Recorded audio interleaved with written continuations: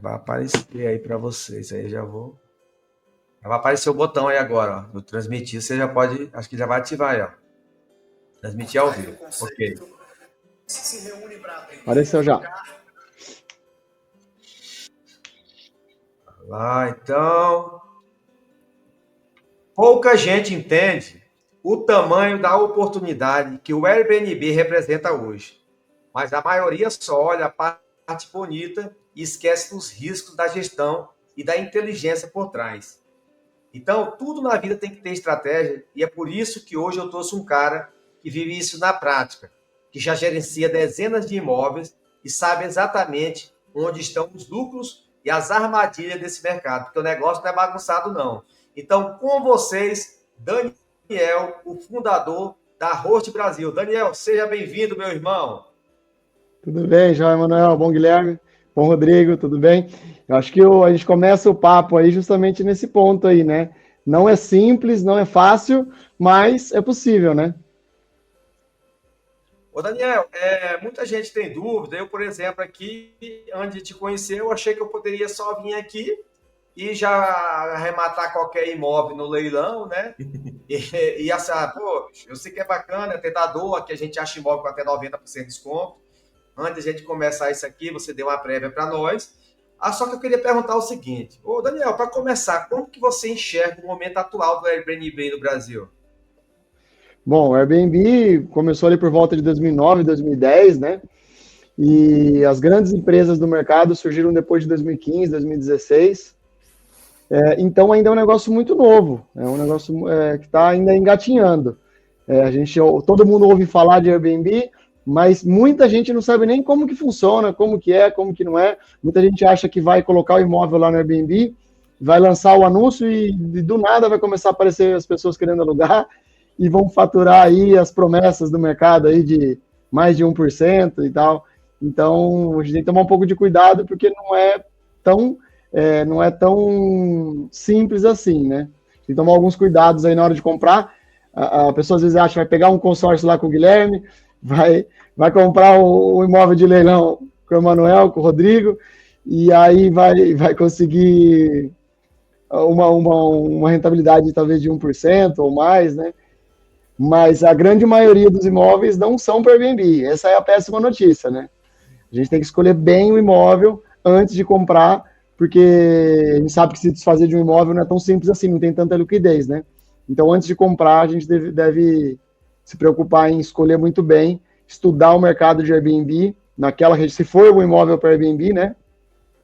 Estudar bem aquela região, aquela cidade, para a gente saber o que pode dar de rentabilidade aquele imóvel. Muito bom. Agora a gente sabe sim que nada na vida não é fácil, e tudo quando o cara inventa uma coisa e todo mundo quer entrar naquela vibe e de fato vai tendo concorrência. Eu só queria perguntar para você, ainda é um bom negócio em pleno 2025 entrar no Airbnb, fazer um investimento aí, mesmo com tanta concorrência? É um bom negócio, principalmente se você faz uma alavancagem aí com um consórcio, né? Que aí você gasta, você desembolsa menos dinheiro, né? E se você também consegue imóvel, por exemplo, de leilão, é perfeito essa junção. Desde que você saiba escolher esse imóvel no final para que você tenha altas rentabilidades. Olha só, aqui eu tirei aqui o mapa, por exemplo, aqui eu tirei o mapa do estado de São Paulo. Então, um dos filtros que eu usei aqui, que eu gosto muito, é usar imóvel que tem a liquidez, no nosso ponto de vista aqui.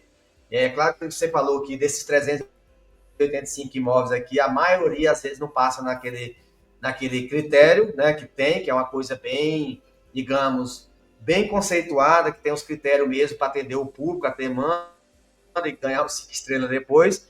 Mas por que de milhares de imóveis que tem lá em São Paulo, quase 10 mil no leilão, eu filtrei 385 oportunidades que a gente pode alavancar, que eu posso dar só uma pequena valor, é onde usa a estratégia que já o Guilherme vai falar, que uma das estratégias de alavancagem é o próprio consórcio, que o cara não precisa descapitalizar, através de uma carta de crédito, ele consegue comprar o imóvel aqui no leilão, não é de qualquer jeito também, existe estratégia para isso. Mas eu quero dizer o seguinte, olhando assim, O que a gente olharia assim no imóvel aqui, por exemplo? Então, assim, de cara, eu sei que tem os critérios, você me falou das planilhas que você usa, os comparativos, mas casas, assim, geralmente não é muito bom, apartamento é melhor, existe, assim, o produto perfeito ou vai mais da região aí? Qual que é o seu critério se você olhasse aqui agora, por exemplo, 385 imóveis? Então, assim, eu, por exemplo, Você geralmente tem. eu compro imóvel nos interiores, o que você falar, eu coloco aqui na tela. Manuel, eu quero ver tal área, tudo certinho. Eu abro aqui, por exemplo, o mapa dos leilões, que é umas ferramentas que a gente pode olhar aqui imóvel no Brasil inteiro. Aí, se você me falar uma região específica, né? Eu Tenta falo isso pegar. porque para Vamos, entender. vamos olhar na Baixada Santista ali, se tiver alguma coisa. Litoral de São Paulo. Baixada Santista. Certo, Litoral de certo. São Então, vamos Paulo, pegar aqui, por ou exemplo. especificamente em Santos, Guarujá. Certo, certo. Então, vou colocar aqui, ó. Vou colocar Santos. Então, na Vê se cidade de tem Santos, triplex eu vou aí. abrir aqui. Tem 139 imóveis, nós vamos ver aqui. E aí eu vou usar um negócio que eu acredito que vai ajudar muito aí nessa garimpagem, que é, ao invés de olhar o preço, é olhar o mapa. Eu sei que uma coisa é muito Isso, bom, mas isso. Melhor. porque aí já Então, liga então, uma coisa com a outra. o primeiro filtro que a gente vai usar é o seguinte: ó, a gente tem a cidade de Santos, tá aí. Tira só um pouquinho. Isso, por favor. Aí, ó, na cidade de Santos, a gente tem a praia, né? Tem um canal ali que é onde passam os navios ali, né? Mas ali é o cais, ali é o porto. Então, ali a gente desconsidera. Aí a gente tem pro lado de cá, escrito Baía de Santos ali, é onde realmente estão as praias, né?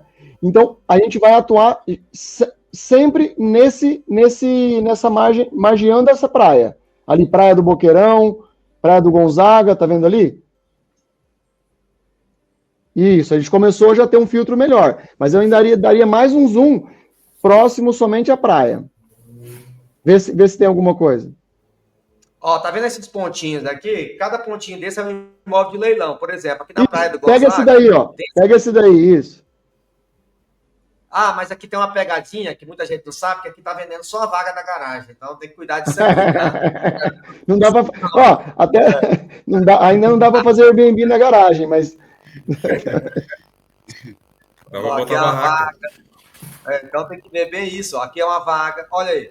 Uma vaga, mas de repente é uma vaga que dá para ganhar um dinheirinho. Mas deixa eu ver o que tem mais aqui, ó. Aqui já não. tá, aqui já tá apartamento, tá vendo? Ó, 50% de desconto. Nessa região bem aqui, ó. Rua Mas Bahia. tenta um outro ali, por favor, Manuel, que estava ali Tá, no perto daquele que você pegou do lado esquerdo ali, ó. bora lá. Aí do lado da Pompeia ali, ó, próximo da praia. Aí. Isso, aqui é Pompeia. Vamos ver se não é uma Vê vaga de se garagem. É uma vaga também. aí atrás Aqui, ó. dele ali, ó, atrás do Pompeia ali, ó. Bora Vaga de ver aqui. garagem. Que Vaga de mais? garagem. Mas então assim, ó, só de uma análise rápida aí, a gente já começa a entender que talvez para Airbnb em Santos, a gente vai ter muito ou quase nenhum ou nenhum imóvel para Airbnb. Porque em Santos, eu não indico imóveis a mais de 2, 3 quadras da praia para Airbnb, a menos que um imóvel que tenha lazer completo. Entende? Ó, aqui, por exemplo, é perto da praia, mas não tanto. Igual você falou, você E gosta de trabalhar esse comigo é o no meio do região. caminho. Esse Esse é o meio do caminho. Ó, 60% de desconto esse imóvel. Então é bem tentador, né? Tipo assim, um imóvel de 550 mil por 220 mil. Dá para usar a carta de crédito de consórcio, já o Guilherme vai falar sobre isso. Porque às vezes o leilão está oferecendo só à vista, mas existe estratégia para alavancar também, né, Guilherme? Então, assim, aqui, sim, ó, você pode ver aqui, ó, que aqui é o mapa, ó. Eu vou abrir só o mapa dele, ó. Ele tá aqui, ó, esse imóvel. De 550 mil por 220 mil. Acho que a fachada não ajuda muito, né? Pelo que eu vi aqui. A fachada, olha aí. Não sei se isso aí vai influenciar alguma coisa. O cara que vai ver o anúncio lá na plataforma. Parece que não é tão legal, mas é bem tentador conseguir esse imóvel de 550 mil por 220 em Santos, né? Mas por isso que é bom falar com um especialista no assunto, porque pode não estar atendendo o critério aí Mas que você coloca no livro, né? Essa é a praia de vocês, né? De alavancagem e de pagar mais barato aí no imóvel de leilão. Para Airbnb, o que esse imóvel precisaria possivelmente? A gente não dá para ver dentro dele, né? A gente não consegue ver dentro dele, não. Não, não dá para ver. Não, Então, dificilmente, dificilmente. esse imóvel, você precisaria possivelmente de uma boa reforma dentro dele e você deixar ele de uma forma que a gente chama de cara de Airbnb. Aqueles imóveis bonitinhos, com aqueles pendentezinhos, sabe? Uma arquiteta boa, fazer uma adequação nele, e aí ele vai ficar um imóvel bem bonito. Você vai gastar aí talvez mais uns 80 mil, uma boa reforma dentro dele, e aí sim você começa a ter também um Airbnb, mesmo não tão perto da praia, mesmo sem lazer completo, você tem um outro chamativo, um outro chamariz, que seria essa coisinha bonitinha, sabe? Esse imóvel bonitinho, porque Santos é uma cidade antiga e a maioria dos imóveis são velhos e são antigos. E se você faz uma adequação dessa, você também tem uma possibilidade de ganho no Airbnb, sim. Ah, entendi. Então não dá para se descartar 100% só porque não é naquele local específico, né? Sim. Bacana, é muito bom saber disso. Então, você está atuando muito na área de Santos, né? Isso é coisa estratégica, mas você já viu falar em alguma outra região do Brasil, ou também aliando tudo isso com o perfil de imóveis que estão performando melhor em termos de ocupação e de área média? Sim, sim. A gente tem as grandes capitais, né? Sempre vão bem. São Paulo, Curitiba, Belo Horizonte, né? Isso daí o fluxo de gente sempre é alto. E a gente tem todo o litoral do Brasil, que não é pequeno, né? Tem aí uns 8 mil quilômetros, assim. Então, acho que a gente tem muito espaço para explorar, muito, muito, muito. Só que não só escolher a cidade, mas também escolher o local dentro da cidade, né? Ah, entendi. Então, assim, se a gente fosse brincar aqui de navegar no mapa do Brasil, a gente ia olhar aqui as regiões costeiras aqui, ia ver. Eu acredito que você já deve ter algum catálogo ali de como que está a média ali certinho, para tomar um norte, assim, para também não entrar em qualquer região ali sem uma base sólida ali, né? Do setor de hotelaria, mesmo se às vezes não atuar aí com Airbnb, essas coisas. É isso? Tem, tudo na vida é feito levantamentos, baseado em dados. Análise e teste, né? Mas o nosso foco mesmo da empresa é mais a Baixada Santista mesmo. A gente está abrindo operação agora no interior de São Paulo, mas ainda como em forma de teste. Como eu disse, a gente falou agora há pouco, né? A gente sempre busca render mais do que a locação fixa, para que a operação toda faça sentido, porque é uma operação muito trabalhosa, seja para um proprietário fazer sozinho, ou seja para ele passar para uma empresa gerenciar para ele, né? É uma operação bem trabalhosa. Então, para ela fazer sentido, ela tem que render mais do que 0,35, 0,40 ao mês. Ô, Daniel, qualquer pessoa pode começar isso. É claro que o cara tem que ter um capitalzinho para começar, mas você acha que tem um perfil ideal assim de investidor para começar? E se precisa de muito dinheiro? Aqui a gente fala no leilão que o cara não precisa de muito dinheiro, de fato não precisa, porque o cara pode usar a estratégia da alavancagem, delimitar disso aqui, ou se o Rodrigão inventar amanhã de vender os carros que está lá carro importado que ele está lá, já pode começar a atuar aí. Fala aí para nós, Greg. Não, pode ser um carro mil aí já dá para começar. Um carro mil. Hoje em dia tem algum barulho aí acontecendo de alguém, não? Deixa eu ver se é Aí, parou. Hoje em dia um carro mil não está tão barato mais, né? Então, assim, vamos pôr aí acima de 150, 200 mil, fora de leilão, né? Estou falando de um imóvel para você comprar preço cheio, né? Então, no leilão você vai conseguir muito mais barato que isso, mas é super possível. Você tem que não é qualquer imóvel, ele tem que estar numa localidade legal, mas se você der um tapa nele ali, deixar ele com uma cara bonita, pegar um arquiteto para fazer uma decoração de interiores ali, não é tão caro, vale muito a pena você gastar dentro do imóvel, mesmo que você comprou ele num local que não é tão bom. Esse investimento dentro do imóvel vale muito a pena. Ah, isso é muito interessante que você falou, porque muita gente acha que é só ter o imóvel, colocar lá no aplicativo e esperar a reserva cair do céu. O trem não é bagunçado assim, né? É o que mais tem. É o que mais tem. É o que mais tem no Airbnb são imóveis que não estão preparados para Airbnb. É o que mais tem. E daí que tem quando você tem um negócio que está informal ainda, que está amador, você tem muita oportunidade ainda, né? Sabe esses estúdios que tem em São Paulo, que são super bonitinhos ali e tudo mais, são com aquela carinha de Airbnb? É aquilo que a gente precisa. Só que fora das grandes capitais, você não tem imóveis daquele tipo, você tem imóveis de qualquer jeito. A pessoa coloca um quadro qualquer na parede lá, pinta o quadro de branco e acha que vai render no Airbnb. E não vai. É verdade. Até você falando desses casos aí, eu estava olhando uns vídeos seus lá que viralizou e achei uma história bem curiosa. Tipo aquela lá que o cara tentou cancelar uma estadia de 27 dias, ou do pessoal que fez a mudança dentro do Airbnb. Comenta aí. É muito engraçado. Bom, com relação a cancelamentos aí de Airbnb, já é algo mais específico ali de quem já está atuando, né? Mas no Airbnb, a gente fala que é possível quase tudo. Você pode oferecer quase tudo. Você pode oferecer uma cabana, você pode oferecer... você pode oferecer um castelo, você pode oferecer até uma garagem, mas se não for uma garagem de prédio, se for uma garagem na sua casa, você pode adequar ela e oferecer uma garagem como Airbnb. Você pode fazer isso. Tem a opção lá no Airbnb de você oferecer essa acomodação, sem problema. Então, com relação a esse lance dos cancelamentos aí, as pessoas ficam meio indignadas, né? Pô, reservei Airbnb lá, cancelei e perdi 100%. Se você não leu a política de cancelamento antes de reservar, pode ser que você perca 100% sim, mesmo que a lei a lei esteja a seu favor. Você vai ter que entrar na justiça para tentar recuperar aquele valor. Então, é sempre ideal para quem vai alugar no Airbnb e para quem também vai oferecer uma acomodação, saber o que está fazendo. Tem como você colocar uma política de cancelamento rigorosa. Significa o quê? Que se a pessoa reservou e ela cancelar, ela vai pagar 100%. Se você colocar uma política restrita, estou sendo bem superficial para a gente não entrar em detalhes aqui. Uma política restrita. Ela vai poder cancelar com até 15 dias, senão ela perde 50%. Se ela cancelar em cima da hora, ela perde 100%. Ou você uma política de cancelamento flexível, que aí você pode cancelar até 24 horas antes, você pega o dinheiro inteiro.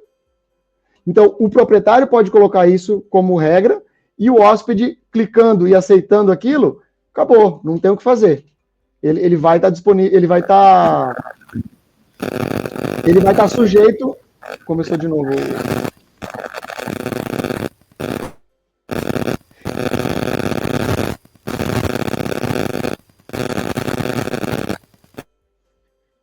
Aí, parou. Se o hóspede reservar, ele vai estar sujeito àquela política que ele aceitou, né? Então, esse foi um dos vídeos aí que a gente fez de reação, de react com uma influencer, que ela teve um caso, ela tem um apartamento de Airbnb, e o cara reservou e o cara cancelou em cima da hora, ele perdeu 100%. Acho que era uma reserva de 20 mil reais, uma coisa assim.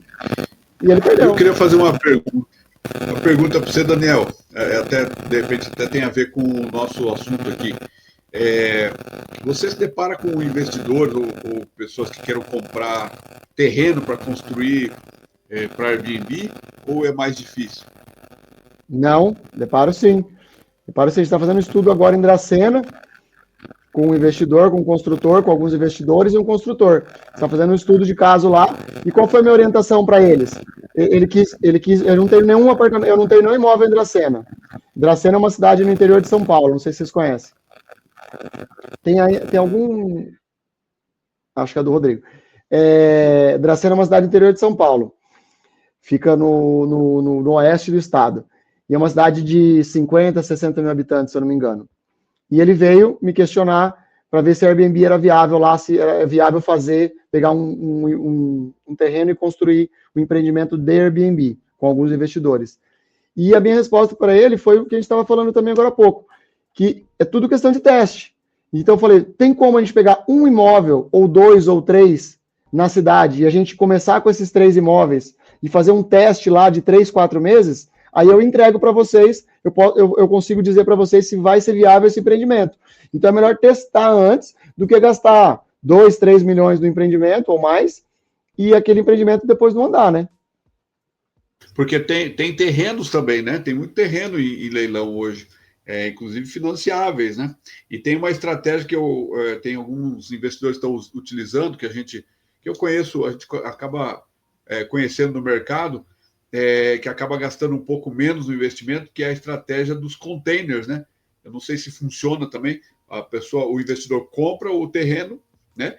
E compra os containers, estúdios, né? E modela. Tem empresas que já entregam prontos, né? Prédios, containers, que ficam muito bonitos, inclusive, com os modelos, né? E pelo meu pouco conhecimento, né? Eu não tenho conhecimento assim para comparar, a princípio parece ficar um custo mais baixo do que a construção em si, né? E os terrenos hoje, a gente tem muito terreno em leilão, viu? Não sei se a gente conseguiria dar uma olhada, mas assim, tem muito terreno em leilão hoje em dia, inclusive financiável, viu? De repente é uma estratégia para utilizar com teus clientes aí. Sim, com certeza. Eu acho que tem muito espaço para casa container, prédios container, né? Mas tem muito espaço, sim. É só saber escolher bem, que nem uma disse, a cidade e a localidade desse terreno, né? Entendi. Não, tá ótimo. Tá ótimo. Guilherme, algum apontamento, alguma pergunta para o nosso amigo Daniel? Vou falar os casos que você já viu aí vinculado consórcio com o Airbnb, para despertar a galera que isso aqui se conecta. Afinal, nós estamos falando do mercado imobiliário. O produto principal aqui é imóveis. E o Airbnb é mais uma forma aí que o cara pode potencializar os ganhos aí de um imóvel. Então, como que se associa aí até mesmo consórcio com o Airbnb, leilão, essas coisas? Faz uma associação aí que nosso amigo Daniel está aí dos casos que você já vivenciou, das dúvidas que tem, para expor aqui para a galera. Não, legal, Manuel. Primeiro, boa noite a todos aí. Obrigado pela mais uma vez a gente estar junto aí. E, Daniel, muito legal de ouvir assim alguém que tá. A gente tem clientes que fazem aquisição de estúdios, como a gente havia conversado antes no off ali, né? E é muito bom ver essa tua experiência trazer para a gente, porque enriquece bastante, né? E como eu comentei contigo, tem alguns clientes que chegam a ter 1,90% de rentabilidade, 0,8%, mas ao mesmo tempo tu já me trouxe cases ali que não chega nem perto, né? Então é muito bom a gente ter essa troca. Acho que bem legal, assim, que tu comentou antes, Manuel, é a questão de usar o crédito, a carta de crédito para fazer uma alavancagem, né? Então, as pessoas me perguntam muito sobre isso, né? Então, acho que contribuir rapidamente aqui, mas o que acontece hoje, né? O pessoal acha que vai comprar, porque tem muita gente na internet falando o que quiser, né? E aí o pessoal acha que vai comprar um consórcio, vai contemplar e vai chegar lá no leilão e vai entregar o consórcio. Aí quando o pessoal começa a pesquisar leilão, tá escrito lá, né? Não aceita consórcio, não aceita financiamento e tal. E aí eles começam a pensar, tá, mas como assim? O cara que me vendeu o consórcio falou que dava e agora ninguém aceita. E de fato, os leiloeiros, na maioria dos editais, não aceita consórcio. Então, o que é preciso fazer para utilizar o consórcio na arrematação do leilão? Até mesmo se for um estúdio ou se for algum imóvel para fins de Airbnb, independente, né? Mas eu acho que a grande maioria do pessoal que faz hoje essa alavancagem é para essa finalidade, que no meu ver é onde a gente tem a maior rentabilidade possível, né? Então hoje, para te utilizar uma carta de crédito, tu precisa ter um imóvel, tu vai colocar esse imóvel em garantia e a administradora vai liberar esse crédito para fazer a arrematação. Então você vai participar do leilão, vai dar o seu lance, foi contemplado, a administradora vai pagar esse lance. Então, para o leiloeiro, é como se fosse um pagamento à vista. Entendeu? Então, o pessoal tem esse problema muitas vezes de olhar lá na descrição lá do leilão que não aceita consórcio. Isso é verdade. Se você chegar lá com uma carta de consórcio, o leiloeiro não vai aceitar. Então, é preciso fazer esse processo antes, de uma forma estratégica, inteligente, né? Não, uma coisa que eu sempre falo, né? O pessoal acha que é só pegar e comprar o consórcio ali no aplicativo do banco, ali no celular e sair fazendo de qualquer jeito. Então, da mesma forma que tem que ter estratégia, escolher, como o Daniel falou, os imóveis certos, localização, né? Como ele comentou, uma coisa que me chamou muita atenção foi, às vezes tem um prédio aqui que dá muito bom e o prédio do lado não dá o mesmo retorno. Então, essa expertise por isso que faz sentido ter alguém para auxiliar, né, e fazer a coisa certa, como ele comentou, antes de fazer o empreendimento, antes de fazer a arrematação. Então, acho que o principal de tudo é sempre pensar, isso eu falo muito para os meus clientes, às vezes o pessoal acha que a gente quer só ficar sondando o cliente. Na verdade, não. A gente pergunta muito assim, qual é o teu objetivo, né? Não adianta eu te vender uma carta de crédito igual acontecia muito antigamente lá nos bancões, né? De aprovar um financiamento, tem que pegar um consórcio junto para ajudar o gerente. E depois eu não sei o que eu faço com isso, entendeu? Então acontece muito. Então tudo é estratégia, né? Eu acho que saber escolher o imóvel certo, na localização certa, o Daniel sabe trazer muito bem isso. Ter uma equipe de gestão, porque o investidor também não quer, ele não vai querer estar fazendo a manutenção, daí acaba perdendo um pouco do sentido do negócio, no meu ver, né? Então, os nossos clientes mesmo aqui, eles nem sabem o que está acontecendo lá no estúdio deles lá, né? Eles querem receber o aluguel ali, a rentabilidade, né? Então, acho que para contribuir um pouquinho aí sobre isso, é ter estratégia, pegar as pessoas certas, né, que passam confiabilidade também, porque hoje, infelizmente, não sei se no Airbnb também deve acontecer, né, nesse mercado, mas no meu mercado de consórcio, cara, é absurdo assim, o que a gente vê, né? Eu já tive clientes que me chamaram perguntando, tem como dar uma olhada para mim nessa carta aqui que está contemplada, estão me pedindo 20 mil por uma carta de 200. Eu falei, olha, se tiver lá, me dê umas 10 que eu estou comprando. Porque é umas coisas absurdas, assim, imagina uma carta de crédito onde o custo é metade de um financiamento, está com uma entrada de 10%, não faz sentido nenhum, já contemplada, pronto para uso, né? Então, engraçado que é tão raro que estava lá no marketplace do Facebook, né? Então, é umas coisas assim que não fecha essa conta, né?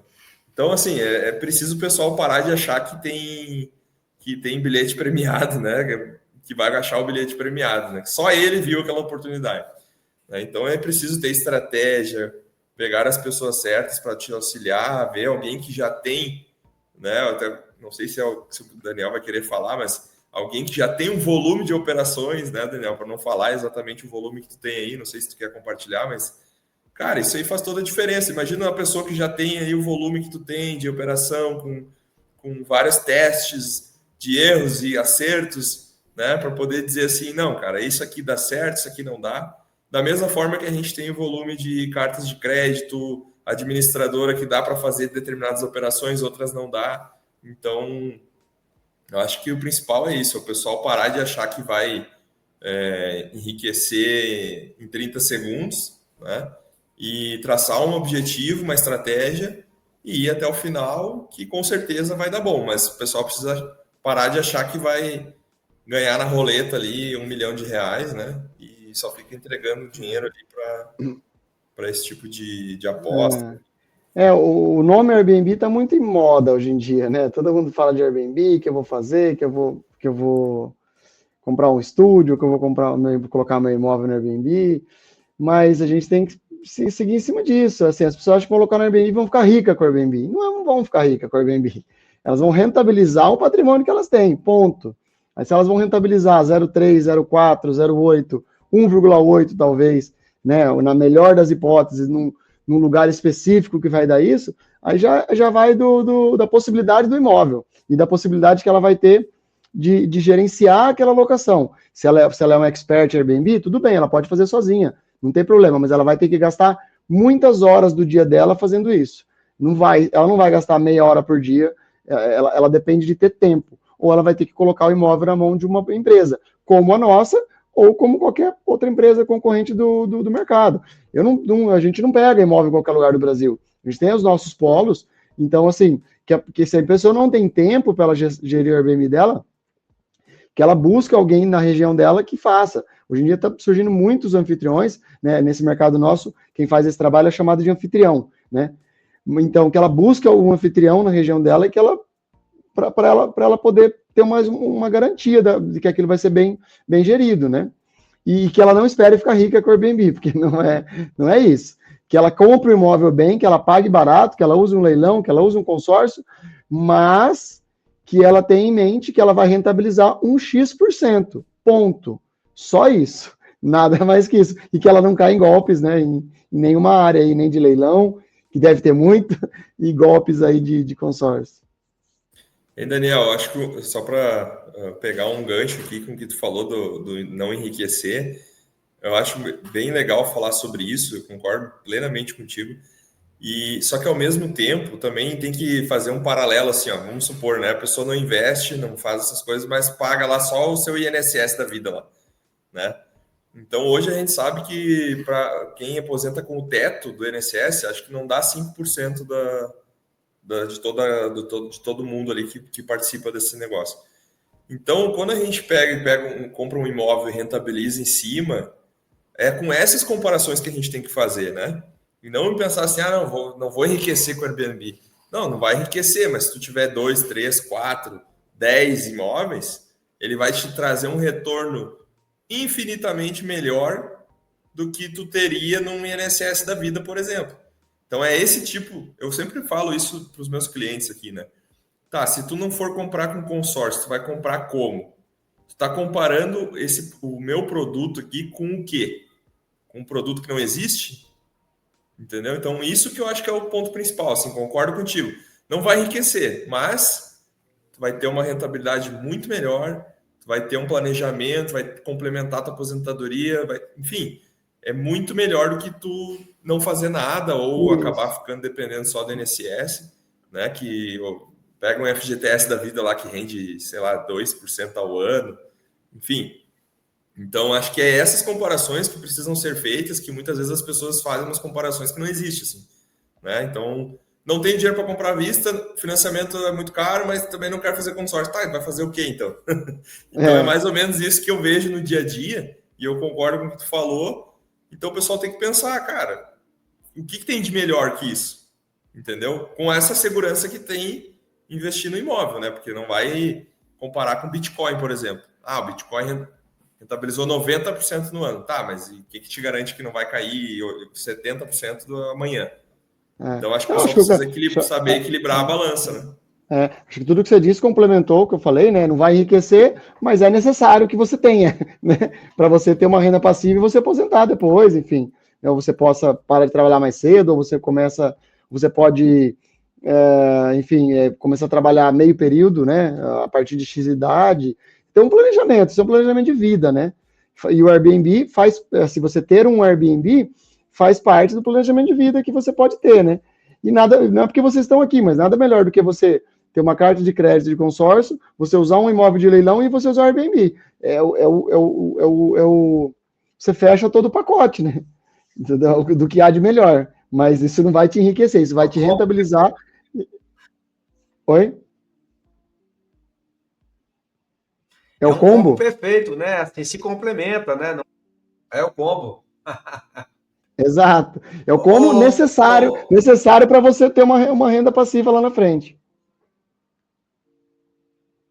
Daniel, vamos ser assim, a gente aqui tem muita história para contar, o Guilherme também, mas eu queria assim, se é que você pode falar, a questão assim, cara, qual foi o caso mais absurdo ou inesperado que você já enfrentou como anfitrião?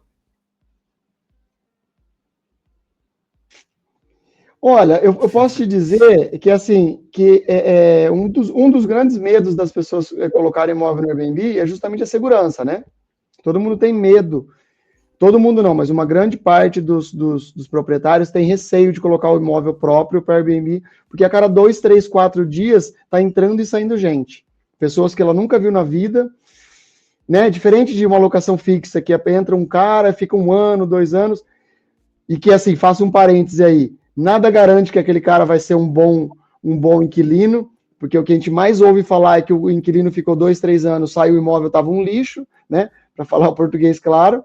Então, eu confio muito mais no Airbnb, no sentido de que a cada 3, 4 dias está entrando uma faxineira lá, está entrando um cara da manutenção, está entrando o próprio proprietário lá dentro do imóvel, está entrando lá para ver. Então, é muito mais seguro fazer Airbnb do que ter uma locação fixa. Isso tem que ficar claro. Então, a gente tem muito pouco problema. mas se for pensar em alguma coisa estranha, por exemplo, que não tem a ver com o Airbnb, mas já teve caso de uma pessoa clonar um anúncio de Airbnb e vender a locação pelo Telegram. Mas aí vai que nem o Guilherme falou, né? Era um Réveillon, a reserva custava 5 mil, o cara pagou 1.000 no Réveillon em Santos, que é um lugar super procurado, sabe? Então, assim, tá óbvio que é um golpe, né? E aí a pessoa caiu no golpe, né? E aí a gente teve depois que tirar essa pessoa do imóvel e tal. Mas faz parte. A gente ganhou o dinheiro, o proprietário ganhou os 5 mil normal da reserva, porque o cara clonou, ele fez a reserva lá com o cartão falso, e aí ele realocou aquela reserva, né? Para uma outra pessoa por R$1.000. Então o bandido ganhou R$1.000, a gente ganhou 5, né? Que a gente já tinha recebido, e quem se lascou foi quem alugou por R$1.000, que teve que sair no dia 30 de dezembro, porque chegou lá e deu problema. Então é isso, não tem mágica, né? Isso aí mostra que o Airbnb é um negócio real, não é um conto de fada, né? A galera acha que igual você falou, já acha que vai ficar rico, e também entendi o caso do Guilherme, que não quer dizer que vai ficar, mas também se a pessoa não tiver atitude, ficar na mesmice aí.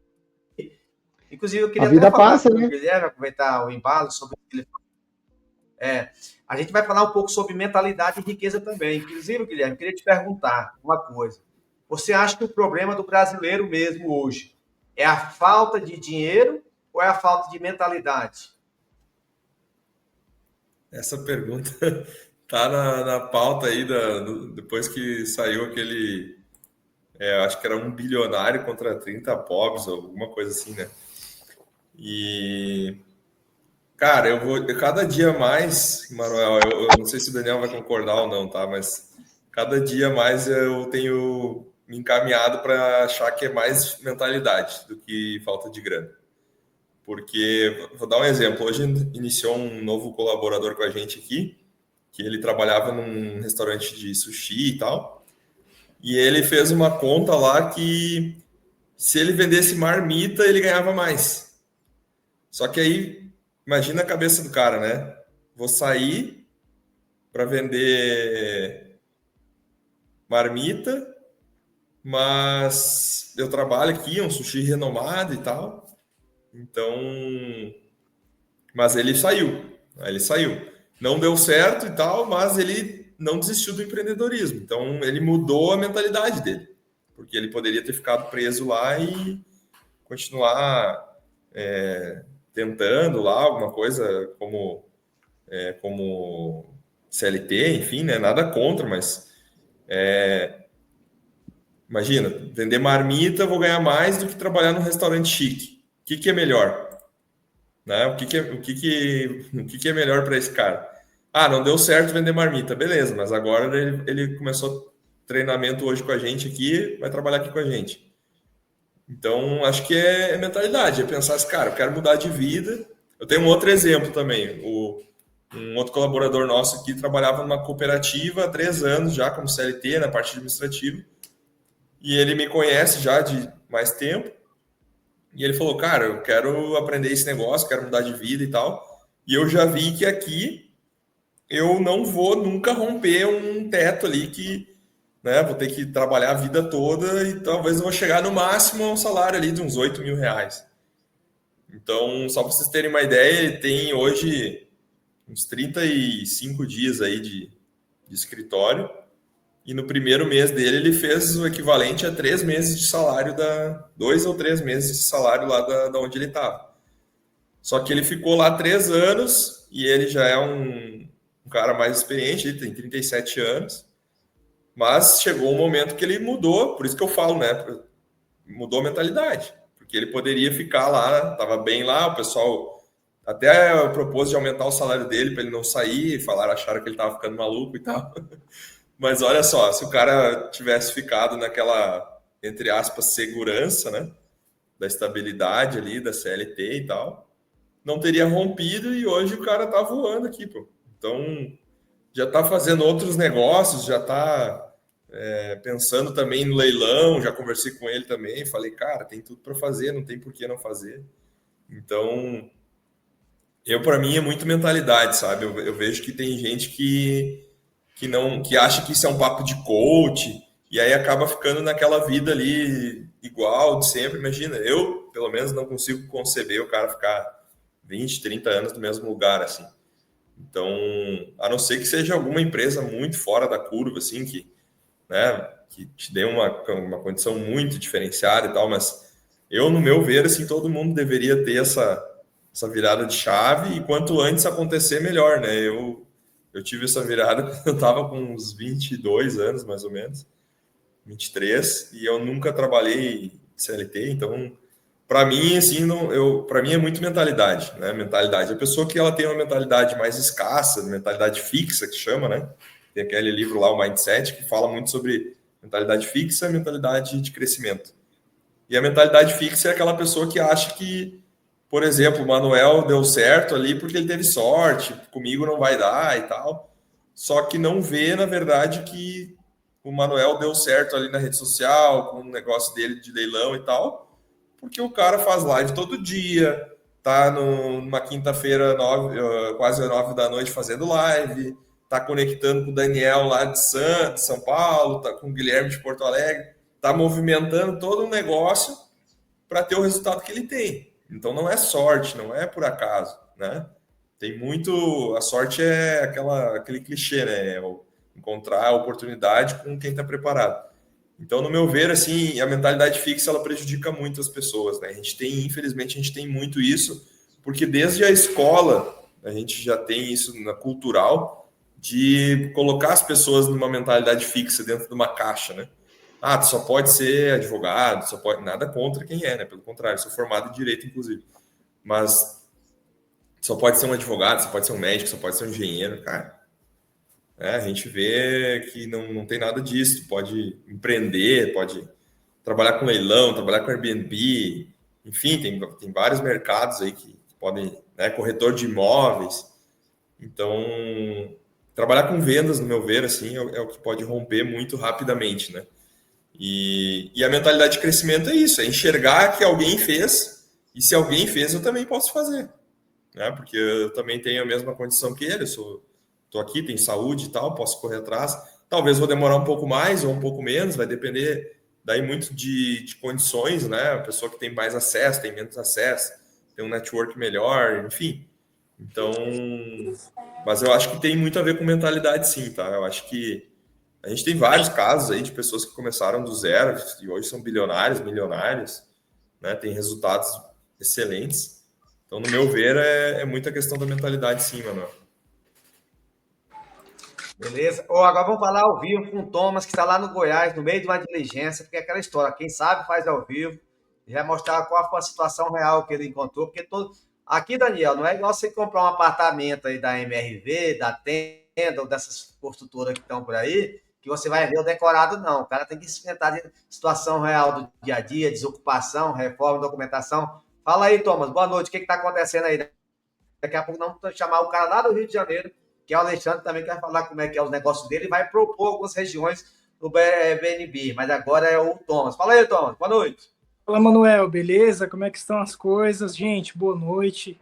Aqui quem está falando é o Thomas. Manuel, acabei fazendo a diligência, né? Não deu para a gente entrar ao vivo lá, porque já estava ficando um pouquinho tarde e não consegui ali mostrar para vocês aqui ao vivo. Mas eu vou contar para vocês e aqui embaixo eu deixei meu arroba, vou postar lá depois, depois que a cliente arrematar, né? Aí eu vou postar. E se ela decidir não arrematar, então a gente vai postar também essa diligência que foi feita. Antes eu vou falar um pouquinho aqui, se o Manuel permitir, de quem sou eu e como que eu entrei no mercado de leilão de imóveis. Gente, eu escutei vocês falando aí sobre mentalidade, e há 5, 6 anos atrás eu trabalhava como motoboy em uma pizzaria, 6 anos atrás mais ou menos. E esse cara, ele vendia tanta pizza que eu ficava assim, caramba, como que esse cara vende tanta pizza? Como que ele faz tanta venda? E eu perguntei, eu falei assim, André, como é que você faz esse tanto de venda, cara? fala para mim. Aí ele falou, Thomas, eu anuncio no Meta Ads e no Google Ads. Aí explodiu a minha mente, velho. Pensei, caramba, vou abrir uma pizzaria, vou abrir um negócio. E eu perguntei para ele, André, tem como a gente anunciar serviço de logística de motoboy? Serviço de motoboy, office boy, transporte? Aí ele falou assim, não tem, Thomas, acho que isso aí vai dar errado. Aí o pai dele fazendo a pizza lá atrás falou assim, Thomas, pode anunciar que vai dar certo. Vai dar certo isso aí. E isso foi há mais ou menos aí uns 5 anos, eu abri uma empresa, né? Hoje a gente tem aí alguns motoboys rodando em Brasília, em Minas, em Goiânia. Tem colaboradores aí por todo o Brasil fazendo aí nossa demanda. E o Manuel pesquisou, mais ou menos uns 3 anos atrás aí, motoboy Cidade Ocidental, encontrou a nossa empresa. E eu caí ali na demanda de leilão de paraquedas. O Manuel falou, Thomas, quanto é que fica para você fazer uma visita ali no imóvel de leilão que eu tô querendo arrematar? Eu falei, olha, fica R$25. Pedi pro motoboy ir lá, nem lembro se eu fui lá, mandei um motoboy colaborador lá. E a gente criou todo um ecossistema, né? A gente visita o imóvel antes de arrematar, a gente entrega a notificação extrajudicial quando a pessoa não aceita fazer uma negociação amigável, né? Normalmente a gente oferece ali uma negociação, a gente fala, ó, eu vou pagar 2 meses de aluguel para você em outro lugar e vou pagar a mudança. Você aceita? Se a pessoa não aceitar, a gente começa a entregar a notificação extrajudicial, nosso motoboy vai lá e entrega, nosso motoboy vai lá e dá uma batidinha, olha, isso aqui é uma notificação. A gente vai para a justiça, na justiça é pior. É claro que alguns casos vão para a justiça, né? São poucos, mas a gente vai lá, acompanha o oficial de justiça. E hoje eu fiz uma diligência dessa. Hoje uma cliente, assim como o Manuel, pesquisou motoboy Cidade Ocidental, encontrou a nossa empresa, Amelog, e perguntou. Aí eu já ofereci todos os serviços para essa investidora. Ela chegou do nada, pesquisou motoboy, caiu na nossa empresa. E hoje, desses 5 anos que passaram, de quando o Manuel pesquisou, o Manuel foi o primeiro investidor que pesquisou motoboy aqui. Foi dele que a gente foi caminhando e arrematando os nossos também, né? Dos nossos investidores. E foi ele que abriu a minha mente para a gente entrar no mercado imobiliário. Virei corretor, tirei o Cresce. Embora a gente contrate os corretores para fazer as vendas aqui, eu também tirei o Cresce, né? Para dar esse auxílio na questão da venda. E hoje a gente tem todo esse ecossistema. Pré-arrematação, eu e o Manuel, né? A nossa parceria, ela tem todo esse ecossistema. Pré-arrematação, a gente visita o imóvel, quer dizer, o Manuel primeiro identifica os imóveis que a gente tem que visitar, ele faz uma lista, Thomas, vamos pedir para os motoboys visitarem 10 imóveis, desses 10 a gente vai arrematar 2. A gente visita esses 10 imóveis, a gente seleciona esses imóveis e a gente vai lá no imóvel selecionado e tenta conversar com o síndico, se for condomínio, com o morador, a pessoa, o ex-mutuário, a pessoa que financiou e perdeu para o leilão. E a gente extrai esses contatos, extraindo o contato do síndico, eu já consigo puxar a dívida do condomínio, eu já consigo ver se a pessoa vai me dar trabalho ou não para sair do imóvel. Eu já consigo ver também se a região é boa, né? Essa questão de localização, se tem parada de ônibus, se tem comércio perto, se tem hospital perto. Então, tudo isso a gente apresenta para o investidor de forma palpável, que ele consiga ver. Uma coisa é você entrar lá no site de venda direta da Caixa e ter um imóvel lá, 55 mil, avaliação 150. Você não sabe se lá tem uma boca de fumo, se tem um ponto de drogas, você não sabe se tem um enchente próximo ali da região. Então, essa visita para arrematação, ela é muito necessária. Aí, claro, né, a gente se envolveu tanto aí com a equipe do Manuel, o Manuel convidou a gente para participar dessa equipe. Hoje a gente cuida de reforma, hoje a gente cuida de notificação, a gente cuida de contratação de corretores para fazer a venda, contratação de pintores para fazer a reforma, pedreiros, serralheiros, marmoreiros, né? A gente consegue administrar toda essa parte da reforma, né? E depois administrar a parte mais importante, que é a parte da venda. Então, a gente usa, através de meios orgânicos, meios pagos, né? Que é o tráfego pago lá no Meta Ads, para facilitar a venda para o investidor. Todo esse ecossistema, eu e o Manuel, a gente tem essa expertise. Podemos dizer que aqui na região da cidade ocidental, Valparaíso, Novo Gama e Brasília, nós somos especialistas em leilão nessa região, né? E não só nessa região, porque o Manuel tem um Thomas em cada local do Brasil. Então o Manuel ele conseguiu escalar esse negócio dele a nível nacional. Isso é maravilhoso. E a questão da mentalidade, para você ver, né?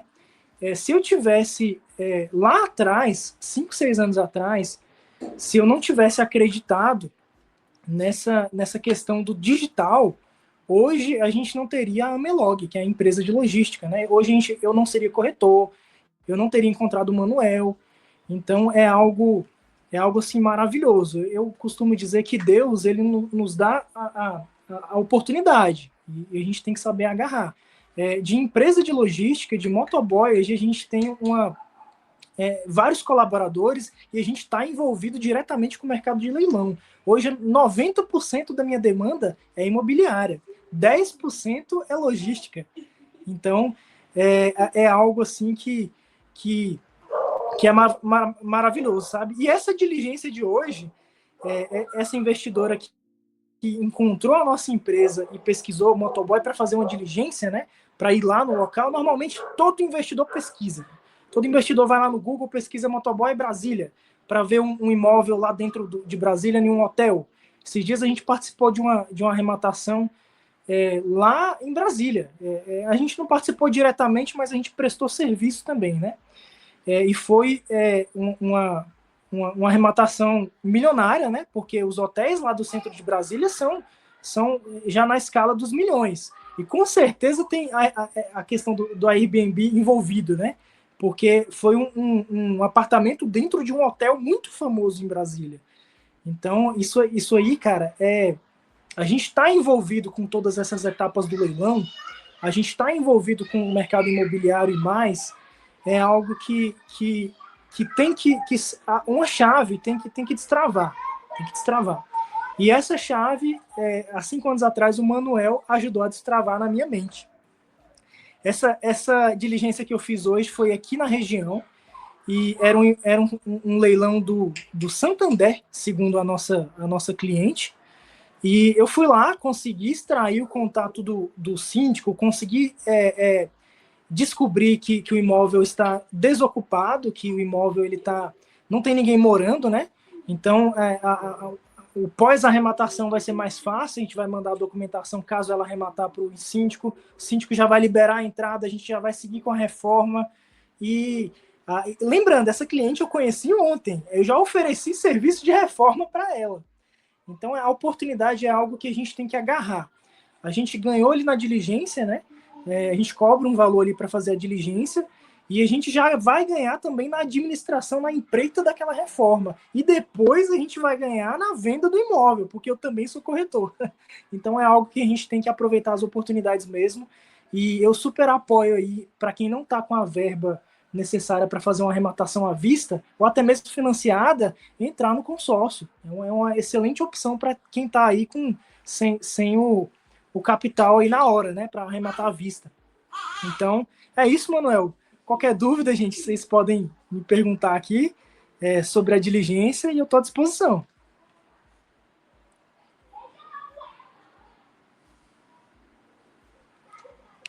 Não estou te escutando. Obrigado, Thomas. Obrigado, Thomas. O Thomas é a mão na roda, é aquela história. Sozinho, ninguém vai para frente, você não escala. Então, é o negócio, gente. É assim, a gente sabe que no mundo do negócio, acredito que para o Daniel também é assim, ele não vai conseguir tocar todos os imóveis que ele tem no Airbnb, o Guilherme também tem equipe, porque o ser humano ele foi feito para viver em comunidade. Jesus mesmo já falava, vamos dividir o pão, irmão. Então, cada um ele é fundamental para a engrenagem girar, porque se faltar uma peça, pode ser que o negócio não vai muito longe, entendeu? Então, um dos grandes poderes da riqueza é a alavancagem, você fazer multiplicar. E a gente, assim, a gente tem que fazer as coisas acontecer através dos outros, porque o grande líder, ele delega. Se os caras quiserem abraçar tudo sozinho, não vai conseguir, gente. Então, esse é o poder da escala. Mas, Daniel, vamos falar um pouco sobre regras, direitos e deveres. E no Airbnb a gente sabe que quem erra paga caro. Eu vi até um caso lá no seu perfil de uma pessoa que levou uma multa de $10.000 só por causa de uma selfie. Como que o anfitrião pode se proteger juridicamente? Quais as cláusulas, os termos que são essenciais deixar claro ali para evitar esse tipo de coisa aí, para evitar problema com hóspedes? E se existe algo realmente que o anfitrião deve evitar ou prometer do jeito no anúncio ali para evitar algum processo, alguma coisa. Ou seja, abre o coração no termo jurídico aí, meu amigo, para gente. Bom, as regras básicas já estão dentro do próprio Airbnb, né? Quando você vai criar um anúncio no Airbnb, ele já tem lá, aceita pet? Sim ou não? Aceita festa? Sim ou não? Aceita criança? Sim ou não? Acho que entrou. Enfim, e várias outras regras ali. Então, as regras básicas estão todas ali. Agora, se a pessoa pode fazer uma selfie e usar aquilo para um comercial, talvez seja melhor você mesmo redigir no corpo do anúncio que o imóvel é um imóvel exclusivo, que não está disponível para fotos comerciais, que não está disponível para vídeos de conteúdo adulto. Enfim, é bom você se precaver e você criar uma própria regra. Então, como eu disse lá no começo da conversa, no Airbnb vale tudo, quase tudo, desde que você comunique antes, desde que você combine aquilo antes com o hóspede. E como você combina isso? Você coloca no seu anúncio quais são as suas regras. Tem um perfil lá no Airbnb que chama Regras da Casa. E aí você pode colocar ali, como eu disse, vale quase tudo. Você pode colocar ali o que você quiser, que na sua casa valem as suas regras. Desde que não fira a Constituição, né? Ô, Daniel, é verdade. Agora, vamos falar um pouco sobre rentabilidade da operação. Olha só, o Guilherme até falou disso, você também reforçou, mas a gente sabe que muita gente entra no Airbnb sonhando em viver de renda passiva, e tá tudo certo. Só que eu vi que você muito prega no seu perfil e você fala sobre a renda ativa inteligente. Você pode explicar essa diferença? Qual é a margem de lucro realista em um Airbnb gerido hoje? Deixa eu entender melhor, Manuel, o que você... para qual lado você quer que eu puxe a... Eu não entendi direito para onde você tá puxando o assunto. Porque é o seguinte, o foco principal quando o cara fala em Airbnb é viver de renda passiva. E aí, não, beleza, está tudo certo. Mas eu vejo que você prega muito no seu perfil que você sempre fala assim, cara, da renda ativa inteligente. Então, só para a pessoa entender como que é essa renda ativa inteligente. Talvez você vai falar a mesma coisa, mas eu vejo que você puxa mais para um assim, para botar o cara com o pé no chão. E eu queria que você explicasse de fato. Até o Guilherme chegou a falar nos números. É só para falar de fato qual que é a margem de lucro realista no Airbnb, assim, que é bem gerido hoje. Sim. Se você pode, então, assim, a gente tem duas maneiras de fazer Airbnb hoje, né? Ou você vai gerir sozinho ele, você é um proprietário, você é dono do imóvel, e você vai colocar o imóvel na plataforma e você vai gerir esse imóvel sozinho, você, a sua esposa, os seus filhos, enfim, você vai fazer essa gestão, ou você passa ele para uma empresa, e você vai pagar um percentual do que você rentabilizar, a empresa vai ficar para ela, que é no caso como a nossa empresa faz. A gente faz gestão de Airbnb, né? Então, isso tem uma diferença entre uma coisa e outra. A empresa, se é uma empresa boa, ela pode te trazer mais rendimentos do que você vai conseguir sozinho, porque ela tem estratégias e meios de conseguir. Mas, falando em números, a gente sempre busca no Airbnb ter uma rentabilidade maior do que a locação fixa. O que a locação fixa está dando hoje em dia? 0,35, 0,40. Que é o quê? É o percentual que você pode ganhar no mês comparado ao valor de venda do imóvel. Então, um imóvel de 1 milhão, se ele for na locação fixa, ele vai rentabilizar para você entre 3 e 4 mil reais por mês, na média do Brasil. A média é mais ou menos essa. Um imóvel desse no Airbnb, ele pode rentabilizar até 15, 18 mil por mês. Agora, todos os imóveis vão dar isso no Airbnb? Não. Menos de 1% dos imóveis vão dar isso no Airbnb. Alguns imóveis vão dar 1%, alguns vão dar 0,8%, alguns vão dar os próprios 0,4% e outros vão dar menos do que 0,4%, que é menos que a locação fixa. Um grande percentual dos imóveis vão render menos no Airbnb do que na locação fixa. E é isso que as pessoas, muita gente não entendeu ainda, né? Muita gente acha que vai colocar no Airbnb e vai ganhar um rio de dinheiro, ou muito mais do que a locação fixa. E em grande parte não é. Certo. Tem que ser realista, né? Jogar limpo com o investidor. Exato. Inclusive, assim, só aproveitar o embalo aí dessa mesma pergunta, a gente sabe que a gente tem que plantar para depois colher. Muitas vezes o cara vai montar uma franquia e aí ele vai recuperar aquele investimento em 3 anos. Agora, vamos colocar no Airbnb. Digamos que o cara vai pegar a matéria-prima, que é o imóvel, e aí ele tem que fazer alguns investimentos. Eu sei que isso pode variar, mas eu queria te perguntar, quanto tempo leva para o imóvel começar a se pagar no modelo de curto prazo? E se você acredita que vale mais a pena comprar um imóvel já montado para Airbnb ou a pessoa já adaptar aquilo que ele já tem? A pergunta é para mim? É para você. Tá. Quanto Bom, tempo o retorno do investimento? Bom, com relação à adequação do imóvel, sempre quando você compra um imóvel que está mais baleado ali, né, está mais detonado, e você mesmo faz a reforma, você sempre vai ganhar um pouco a mais, óbvio. Mas você precisa de tempo para isso. Aí já não é uma renda passiva, é o que você falou, é uma renda ativa, né? Você está tendo que trabalhar por aquilo. Você tem o seu trabalho, aí você tem que sair do seu trabalho, controlar a reforma, comprar as coisas, tudo que vai precisar para essa reforma. Então não é só receber a renda passiva, né? Você tá trabalhando para aquilo. E agora, com relação a ter o retorno, vai depender disso, como eu disse, vai depender de que imóvel é esse, onde que ele fica, qual que é o bairro que ele está, qual que é o quarteirão que ele está, né? Quanto que ele vai estar essa rentabilidade dele aí? É 1% ao mês? É 1,5%? É 0,3%? Isso que vai trazer essa resposta para a gente analisar em quanto tempo ele se paga, né? Tá certo. O Alexandre, que é lá do Rio de Janeiro, ele sempre fala aqui, mas assim, você tem que investir na região dos lagos e tal. Então, agora eu quero aproveitar aqui o embalo que está o nosso amigo Daniel, que fala de Airbnb.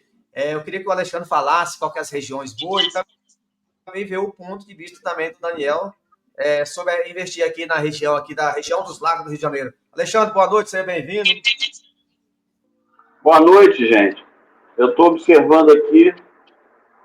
É basicamente isso aí. Ele respondeu o que eu queria saber lá às 6 horas da tarde, né? Mas o que você queria saber? Tá me ouvindo? Não, eu queria saber o seguinte, qual que é a região que você tem que falar aqui para me mostrar para o nosso Daniel, para ele dar uma olhadinha assim. Eu sei que tem outros critérios. Vamos lá. Que você... A começar, não sei se todos conhecem Niterói, então eu sou da parte metropolitana, leste fluminense do Rio de Janeiro. Olha lá. Abre aqui mais um pouco à direita. Abre a sua tela. Não. Abre ela. Abre toda. Não.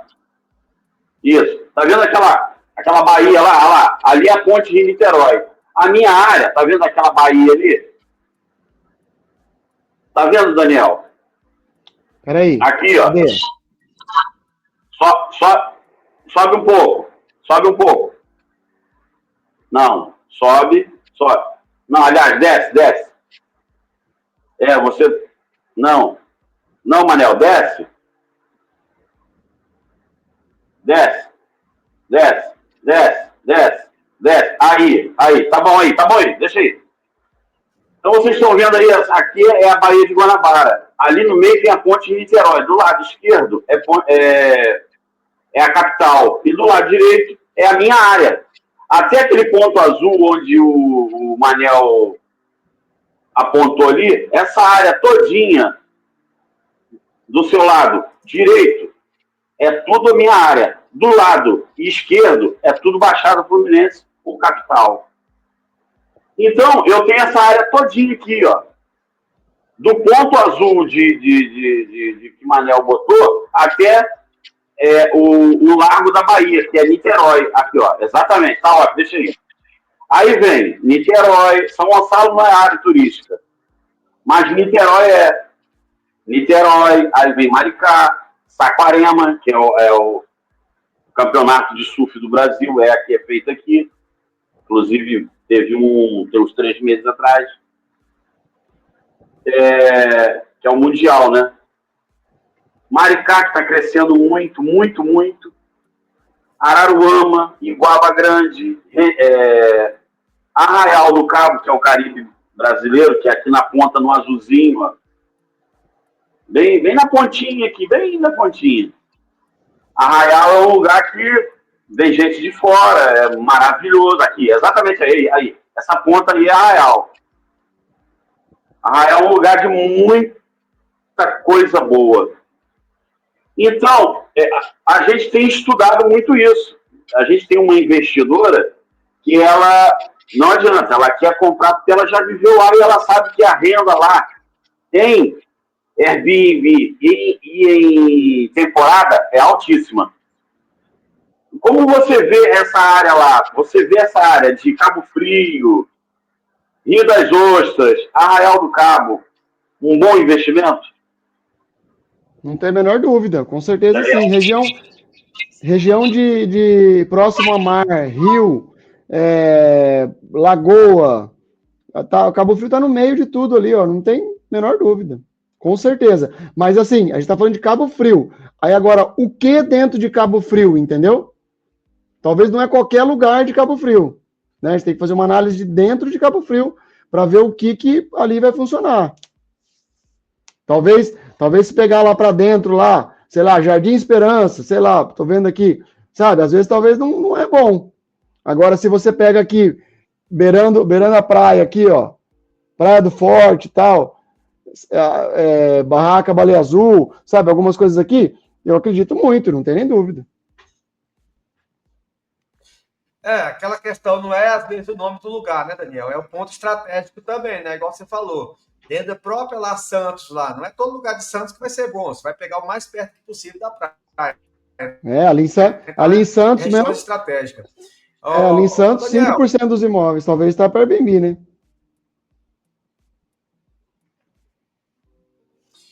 Para a gente fechar com chave de ouro aí, deve ser que tem assunto para a gente falar a noite inteira. Eu queria perguntar para você aí, quais que são os erros que você mais vê anfitriões cometendo na parte de precificação e comunicação com os hóspedes? Um dos primeiros erros é você, na hora de você precificar seu imóvel no início de operação, e você olhar somente os concorrentes e talvez basear naqueles concorrentes que não estão locando.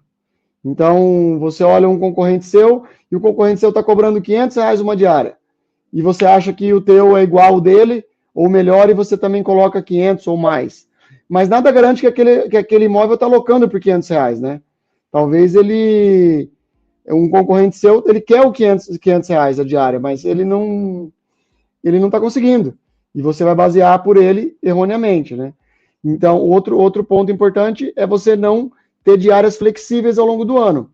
Numa área de litoral, as diárias vão de A a Z. Você tem um mesmo imóvel que vai ter uma diária de R$100, ele vai ter uma diária de R$2.000, talvez no Réveillon.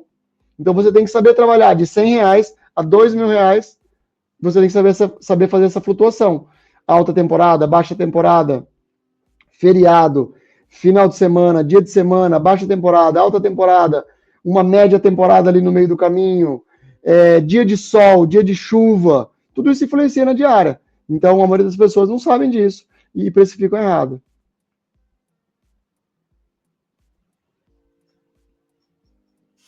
Ô Daniel, assim, e qual que é o seu papel fundamental da sua empresa que pode estar ajudando o investidor aí que quer ganhar dinheiro, quer fazer esse negócio rentável e seguro? Qual que é o papel específico aí, só para fechar com chave de ouro e também deixar os seus canais aí para quem quiser fazer a contratação e ter uma empresa especializada Legal. Realmente, de fato, em Airbnb. Legal, te agradeço a oportunidade aqui, Manuel. E a gente trabalha, na verdade, na gestão de Airbnb. A gente chama gestão de Airbnb para facilitar né, o entendimento. Mas, na verdade, a gente faz gestão de locação por temporada. A gente coloca o imóvel dos proprietários em vários canais de venda, dentre eles o Airbnb, que é o maior canal hoje do mundo, né? Então, a gente coloca também imóvel na Booking, no Decolar, em site próprio nosso, enfim, todos esses canais de venda, para que o imóvel renda o máximo possível. Fora colocar esse imóvel lá, a gente, antes de tudo isso, a gente também auxilia o proprietário na hora da compra do imóvel.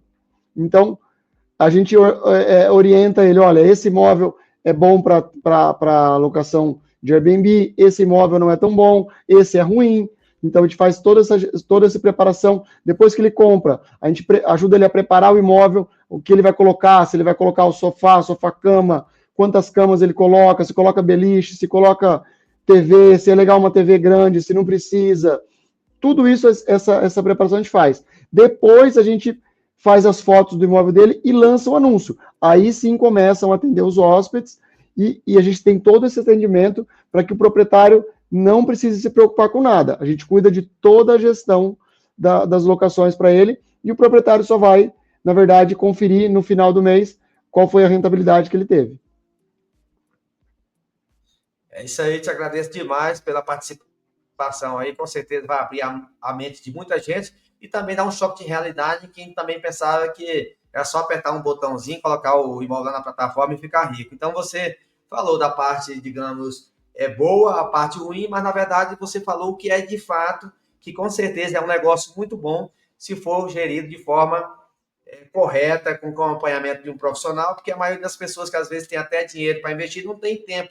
E aí é bom que você ofereça essa solução aí para os investidores de qualquer lugar do mundo. Não é isso, Daniel? É isso aí, exatamente, esse é o trabalho. Valeu, obrigado. Queria agradecer também ao Alexandre, ao Thomas e aos demais participantes. Tudo de bom para vocês. Um excelente noite. Tamo junto. Um abraço. Sucesso. Valeu, Manuel. Tchau, Alexandre. Valeu, Tom. Valeu, tchau.